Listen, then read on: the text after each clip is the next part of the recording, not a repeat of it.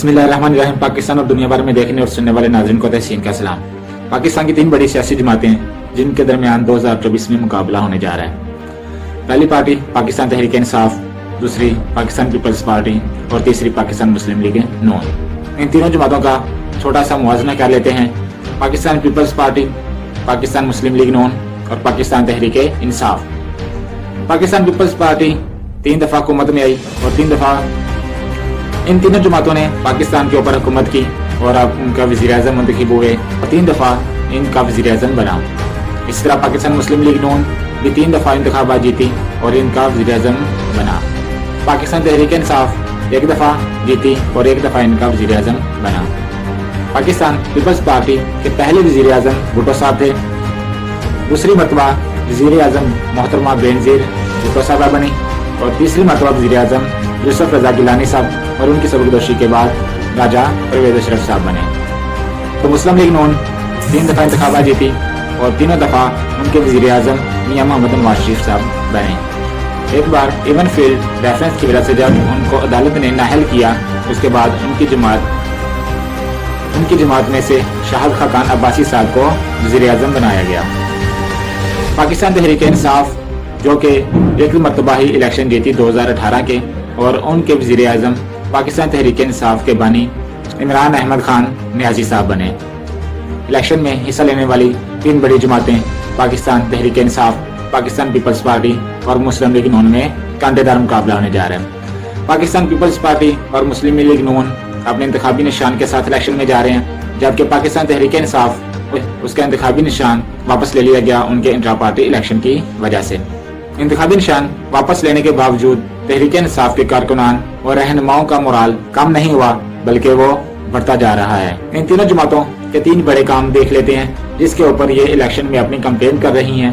और इन तीनों Pakistan peoples party जब इक़्तिदार में आई तब पाकिस्तान को एक आइन चाहिए था कि पाकिस्तान में उस वक्त कोई आइन मौजूद, पाकिस्तान के पास आइन नहीं था, तो भुट्टो साहब ने आते ही सबसे पहले आइन पाकिस्तान 1973 का आइन बनवाया। दूसरा काम जो भुट्टो साहब की दौर हुकूमत में हुआ वो काम बहुत ही शानदार था कि भुट्टो साहब ने कादियानियों को हमेशा के लिए दायरे इस्लाम से खारिज करवाने में मदद दी। इस अच्छे काम का अजर उनको इंशाल्लाह मिलता रहेगा, दुनिया में भी, आखिरत में भी और कब्र में भी। उसके बाद तीसरा बड़ा काम जिसको पाकिस्तान पीपल्स पार्टी ऑन करती है वो है Benazir income support program. Benazir income support program 2018 की गवर्नमेंट के बाद इनकम सपोर्ट के तहत लोगों को माहाना वजीफा दिया जाता है कि वो अपने अखराजात पूरे कर सकें। उनकी थोड़ी सी माली मदद की जाती है कि वो इस महंगाई के दौर में अपना गुजर बसर कर सकें। और इसको आसफ जरदारी साहब और यूसुफ रज़ा गिलानी साहब ने लॉन्च किया। बेनज़ीर है पाकिस्तान मुस्लिम लीग नून की जानिब। पाकिस्तान मुस्लिम लीग नून का सबसे बड़ा काम जिसके वो क्रेडिट लेते हैं कि उन्होंने मोटरवे बनाया। पाकिस्तान मुस्लिम लीग नून के कैद मियां मोहम्मद नवाज शरीफ साहब ने Lahore to Islamabad motorway project लेके आए और इसकी तकमील की। ये इनका एक शानदार मनसूबा था जिसको नून लीग की गवर्नमेंट लेके आई। पाकिस्तान मुस्लिम लीग नून ने इंडिया के एटम बम के धमाकों के मुकाबले में पाकिस्तान में एटम बम के धमाके किए और दुनिया और भारत को बताया कि हमारे पास भी एटम बम है। पाकिस्तान नाकाबिले तस्खीर है जिसको कोई भी नहीं मिटा सकता। पाकिस्तान की तरफ कोई मैली आंख से ना देखे। लाहौर में उन्होंने ऑरेंज ट्रेन, मेट्रो बस और इसके अलावा दीगर मनसूबे लेके आए जिसकी वजह से लाहौर और पाकिस्तान की शान में इजाफा हुआ।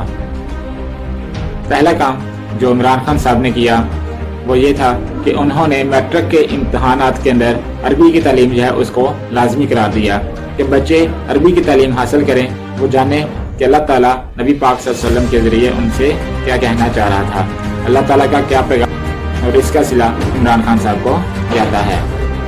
इसी के साथ साथ उन्होंने मदरसे के तालिब इल्मों के बारे में सोचा और हकानिया से एक मुआहदा किया कि वो मदरसे के बच्चों को आला तालीम फराहम करें।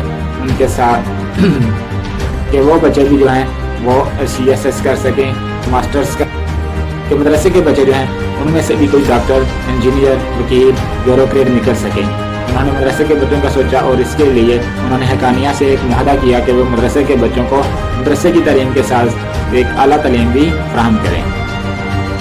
पहले से जारी सेहत कार्ड को री प्रोग्राम किया اور پہلے جو صحت کارڈ موجود تھا وہ ایک انٹری پوائنٹ تھا جس کے اوپر آپ ہسپتال میں جاتے ہیں تو آپ کو پرچی لینے کی ضرورت نہ تھی، لیکن عمران خان صاحب نے اس صحت کارڈ کو، اس پرچی ٹوکن کو چینج کیا اور صحت کارڈ کے اندر تمام لوگوں کو 10 لاکھ روپے کی انشورنس دی۔ اس وجہ سے پاکستان تحریک انصاف جو ہے وہ صحت کارڈ کی وجہ سے مشہور ہو گئی۔